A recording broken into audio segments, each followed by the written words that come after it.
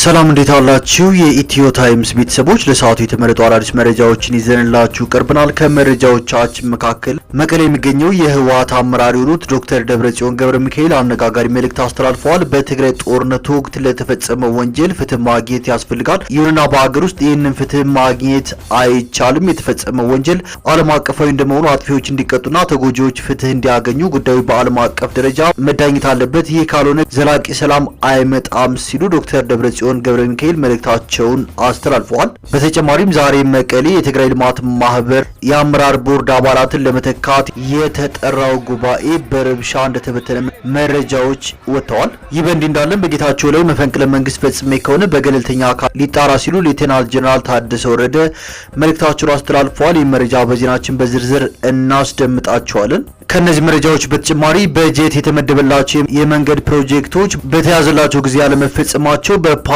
አባላት ጥያቄ ማስነሳቱን፣ የቡርኪና ፋሶ ፕሬዝዳንት ኢብራሂም ትራኦሬ አፍሪካውያን ለምን እርስ በርስ ለመዋደድ እንደሚቸገሩ መናገራቸውን፣ በአማራ ክልል ጣና ነች ተብላ የምትጠራውን ግዙፍ ሰው ጫኝ መርከብ ጣና ሐይቅ ላይ ከደልጊ ወደ ባህር ዳር ህዝብ ጭና በመምጣት ላይ ያለች በፈጣን ትንንሽ ጀልባዎች የታጠቁ ዘራፊዎች በመምጣት መርከቡን በማስቆም የተሳፋሪዎችን ስልክ ማዳበሪያ እንዲያስገቡ በማድረግ እስከ 800 ሺህ ብር ከአንድ ግለሰብ እንደዘረፉ መገለጹ፣ የአሜሪካው ፕሬዝዳንት ዶናልድ ትራምፕ በቫቲካን ዜሌንስኪ ጋር ከተወያዩ በኋላ ፑቲን ለሰላም ያላቸው ፍላጎት ላይ ጥርጣሬ እንዳላቸው መግለጻቸውን፣ እንዲሁም በግብፁ ስዊዝ ቦይ ሳንከፍል ማለፍ አለብን ሲሉ ዶናልድ ትራምፕ መናገራቸውንና ሌሎችን በዝርዝር የምንመለከታቸው መረጃዎች አካተናል። ቻናላችን ሰብስክራይብ በማድረግ የደወል ምልክቷን በመጫንና መረጃውም ለብዙዎች እንዲዳረስ ላይክ በማድረግ እስከ መጨረሻው አብራችሁን ቆዩ።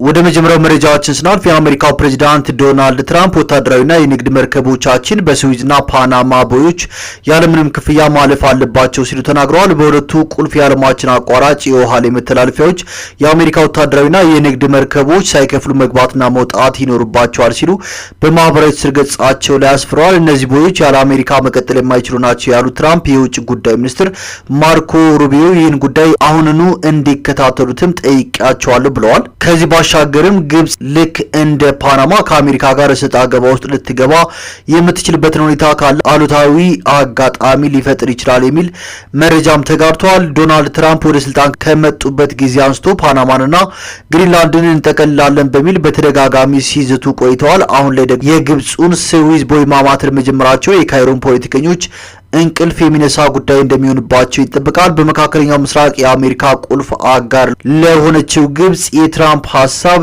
ዱብዳ እንደሆነባትም ተገልጿል። ወደ ቀጣዩ መረጃችን ስናልፍ ዛሬ በመቀሌ ከባድ ትርምስ ተፈጥሯል። ከጄኔራል ታደሰ ወረደ ሹመት በኋላ የወያኔ ወታደራዊ አዛዦቹን ከጎን ያሰልፈው የደብረ ጽዮን አንጃ ሀብት ያላቸውን እንደ መሬት አስተዳደር፣ የውሃና የማዕድንና ኢነርጂ የመሳሰሉ ቁልፍ ቦታዎችን በራሱ አባላት እንዲያዙ ማድረግ ችሏል በማለት አስፋው አብርሃ በማህበራዊ ትስስር ገጹ አጋርቷል። መረጃው አስከትሎም ይሄንን እውነት ጌታቸው ረዳ በሚገባ ገልጾታል። ዛሬ ደግሞ በተመሳሳይ የትግራይ ልማት ማህበርን የአመራር ቦርድ በራሱ ሰዎች ለመተካት የጠራው ጉባኤ በረብሻ እንደተበተነ ተሰምቷል። ከራያ የተላኩ 42 ተሳታፊዎችም መድረኩን ረግጠው መውጣታቸው ነው የተገለጸው። ይህ በእንዲህ እንዳለም በጌታቸው ረዳ ላይ መፈንቅለ መንግስት ፈጽሜ ከሆነ በገለልተኛ አካል ይጣራ ሲሉ ሌተናል ጀነራል ታደሰ ወረደ ተናግረዋል። የትግራይ ጊዜያዊ አስተዳደር ፕሬዝዳንት ሌተናል ጀነራል ታደሰ ወረደ የቀድሞ ፕሬዝዳንት ጌታቸው ረዳን በመፈንቅለ መንግስት እንዳላስወገዱ ገልጸዋል። የህወሓት ኃይል ወታደራዊ መፈንቅለ መንግስት ተካሂዷል ሲል በከሰሰበት ጉዳይ ላይ ሌተናል ጀነራል ታደሰ አቶ ጌታቸው የ2 ዓመት የስልጣን ጊዜያቸው በመጋቢት 2017 ዓ.ም ማብቃቱንና አስተዳደሩ በአዋጅ ለ1 ዓመት መራዘሙን አስረድተዋል። በዚህ አዲስ ምዕራፍ እሳቸው በፕሬዝዳንትነት እንደተሾሙ ጠቁሞ መፈንቅለ መንግስት እንዳልተካሄደም አጽንኦት ሰጥተዋል። ክሱ አሳሳቢ ከሆነ ገለልተኛ አካል እንዲያጣራውም ጠይቀዋል። በጌታቸው ረዳ ላይ መፈንቅለ መንግስት ፈጽሜ ከሆነ በገለልተኛ አካል ይጣራ ሲሉም ሲሉም ተናግረዋል። በተያያዘ መረጃ ደግሞ ዶክተር ደብረጽዮን ገብረ ሚካኤል በትግራይ ጦርነቱ ወቅት ለተፈጸመው ወንጀል ፍትህ ማግኘት ያስፈልጋል። ይሁንና በሀገር ውስጥ ይህንን ፍትህ ማግኘት አይቻልም።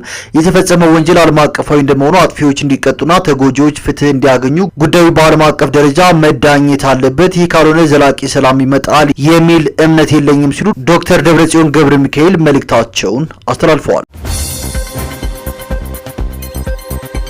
ወደ ቀጣዩ መረጃዎችን ስናልፍ በአማራ ክልል ጣናነሽ ተብላ የምትጠራውን ግዙፍ ሰው ጫኝ መርከብ ጣና ሐይቅ ላይ ከደልጊ ወደ ባህር ዳር ህዝብ ጭና በመምጣት ላይ ያለች በፈጣን ትንንሽ ጀልባዎች የታጠቁ ዘራፊዎች በመምጣት መርከቡን በማስቆም የተሳፋሪዎችን ስልክ በማዳበሪያ እንዲያስገቡ በማድረግ እስከ 800 ሺህ ብር የደረሰ ብርን ከአንድ በሬ ነጋዴ ላይ ጭምር በመዝረፍ የሁሉንም ተሳፋሪዎች ገንዘብ ዘርፈው መሄዳቸው ተሰምቷል። ይህ ድርጊት ከቅርብ ጊዜ ወዲህ የተስፋፋ መምጣቱንና ትንንሽ ጀልባዎችን ከቦታ ቦታ የሚያንቀሳቅሱ የአካባቢ ነጋዴዎችን እንደሚዘርፉ መረጃዎች ወጥተዋል።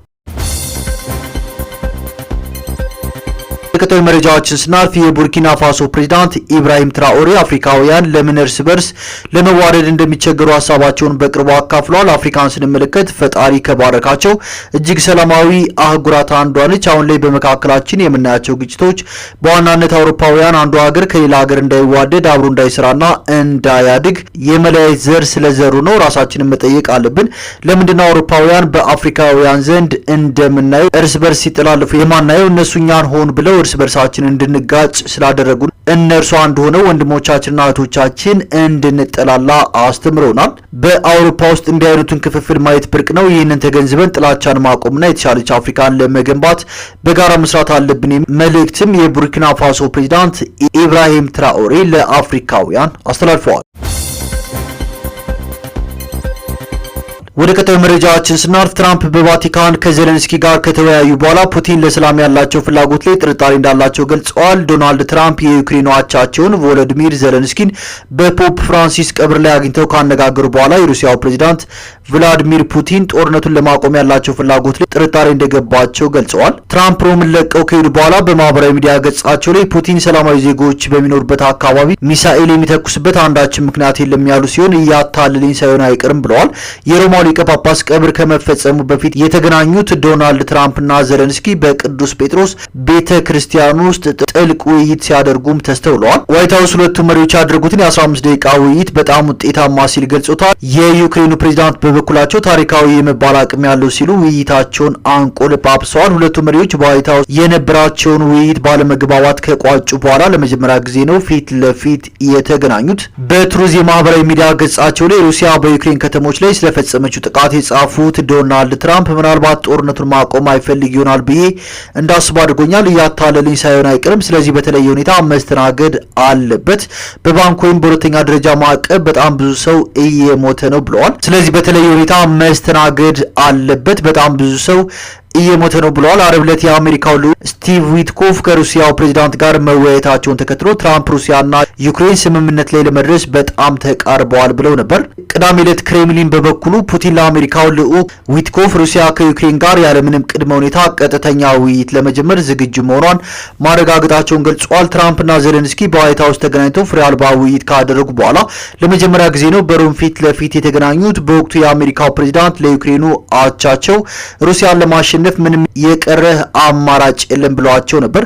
በዚህ ሳምንትም ያንኑ ተመሳሳይ መልእክት የደገሙት ፕሬዝዳንት ትራምፕ የዩክሬኑ መሪ የቀረው አማራጭ የለም ብለዋል። ከዚህ ቀደም ዶናልድ ትራምፕ በተደጋጋሚ ዩክሬንን ጦርነት በመጀመርና ለሰላም ስምምነቱ እንቅፋት አድርገው ሲከሱ ተሰምተዋል። ቅዳሜ ዕለት የሁለቱ ሀገራት መሪዎች በሮም ያደረጉትን ውይይት በተመለከተ ዋይት ሀውስ አዎንታዊ ድምጸት የያዘ መልእክት ሲያስተላልፍ፣ ዜሌንስኪ በበኩላቸው በጋራ ውጤት ማምጣት ከቻልን ታሪካዊ ሊባል የሚችል በጣም ትዕምርታዊ የሆነ ውይይት ብለውታል።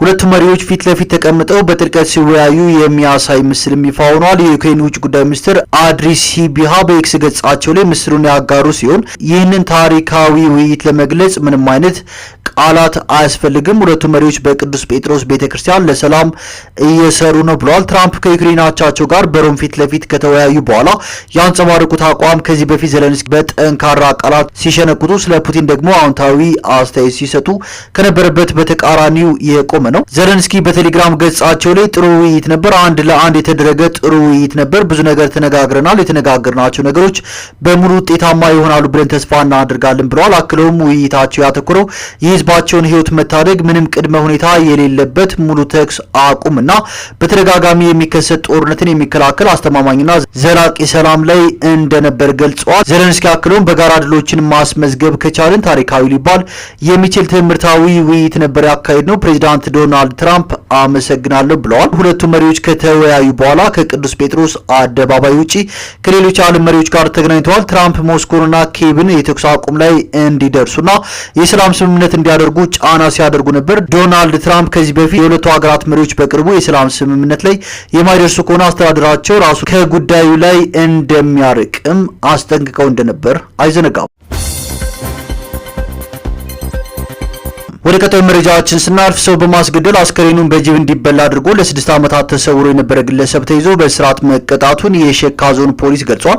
በደቡብ ምዕራብ ኢትዮጵያ ክልል ሼካ ዞን የኪ ወረዳ በጪ ቀበሌ ልዩ ስሙ ሚች ወንዝ ተብሎ በሚጠራው አካባቢ ህዳር 12 ቀን 2011 ዓ.ም ለጊዜው ማንነታቸው ያልታወቁ ታጣቂ ሽፍቶችን ከጫካ በመጥራት የግል ተበዳይን ጭካኔ በተሞላበት ሁኔታ በጥይት በማስገደል አስከሬኑን ጫካ ውስጥ እንዲጣል አድርጎ በጅብ እንዲበላ ያደረገው ግለሰብ ከዓመታት ፍለጋ በኋላ ተይዞ በእስራት ተቀጥቷል። የሼካ ዞን ፖሊስ መምሪያ ህዝብ ግንኙነትና ገጽታ ግንባታ ዲቪዥን ኃላፊ ምክትል ኮማንደር ልሳነ ወርቅ ተስፋዬ በሰጡት ቃል ግለሰቡ ይህን አስነዋሪ የወንጀል ድርጊት ከግብረ አበሮቹ ጋር በመሆን ፈጽሞና አስፈጽሞ ላለፉት 6 ዓመታት ከአካባቢው ተሰውሮ ቆይቷል ብለዋል። ጉዳዩን ለማረሳሳትና ህብረተሰቡን ለመቀላቀል ሙከራ ሲያደርግ የአካባቢው ነዋሪዎች በሰጡት ጥቆማ በቁጥጥር ስር ሊውል መቻሉን አስታውቀዋል። የሼካ ዞን ፖሊስ ከየኪ ወረዳ ፖሊስና ሌሎች የፍትህ ተቋማት ጋር በመሆን ግለሰቡ በሌለበት የክስ መዝገብ በመክፈት ሲከታተል ቆይቷል። ግለሰቡ ከ6 ዓመታት በኋላ ከተያዘ በኋላ የሼካ ዞን ከፍተኛ ፍርድ ቤት ከአቃቤ በቀረበለት ክስ መነሻ ግራቀኙን ሲያከራክር ቆይቶ በ18 ዓመት ጽኑ እስራት እንዲቀጣ ወስኖበታል። ፖሊስ ከወንጀሉ ጋር ግንኙነት ያላቸውንና በጫካ መሽገው መሰል ወንጀሎችን የሚፈጽሙ አካላትን በቁጥጥር ስር ለማዋል ክትትል እያደረገ እንደሆነም አመልክቷል።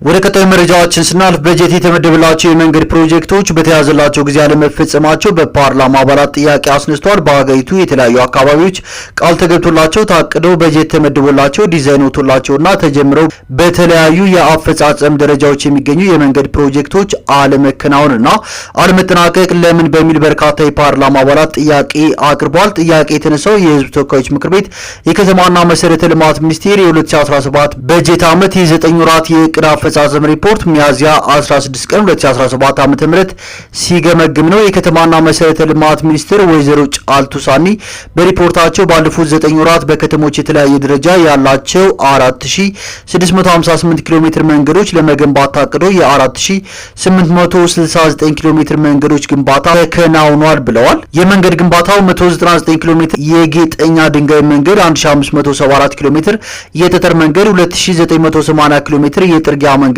111 ኪሎ ሜትር የአስፋልት መንገድ መሆናቸውና ሀገራዊ የመንገድ ሽፋኑም 178879 ኪሎ ሜትር መድረሱን ተናግረዋል።